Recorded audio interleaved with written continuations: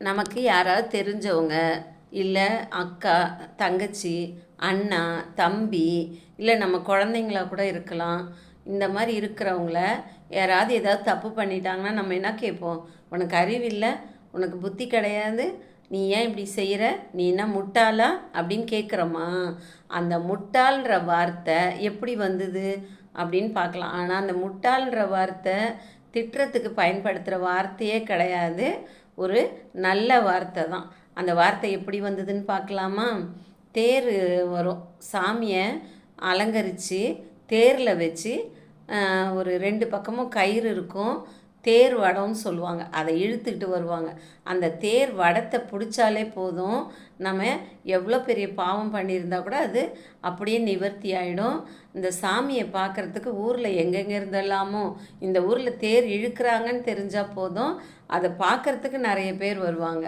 அந்த தேர் சக்கரத்துக்கு பக்கத்தில் அந்த தேர் இப்படி அப்படி எங்கேயும் வழி தவறி போயிடாமல் இருக்கிறதுக்காக தேருக்கு பக்கத்துலேயே ஒரு சின்ன அந்த தேர் சக்கரத்துக்கு பக்கத்தில் ஒரு கட்டையை வச்சுக்கிட்டு நிற்பாங்க.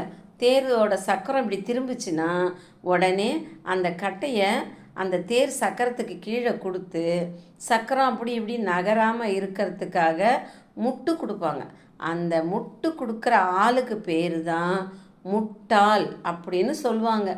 நாம் அதை அந்த பேச்சோட அந்த வார்த்தையே நம்ம மாற்றி யாராவது ஏதாவது செஞ்சாங்கன்னா நீ என்ன முட்டாளா அப்படின்னு திட்டுறோம்.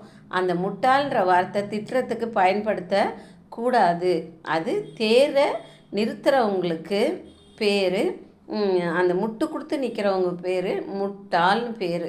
இதை நம்ம தெரிஞ்சுக்காமையே எல்லாரையும் திட்டும்போது நீ என்ன முட்டாளா அப்படி திட்டுறோம்.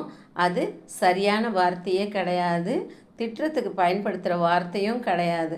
இதை நாம் எல்லாருக்குமே சொல்லி கொடுக்கலாம், தெரிஞ்சுக்கோங்க. ஷேர் பண்ணுங்கள், லைக் பண்ணுங்கள், சப்ஸ்கிரைப் பண்ணுங்கள். பை, நெக்ஸ்ட் வீடியோவில் பார்க்கலாம்.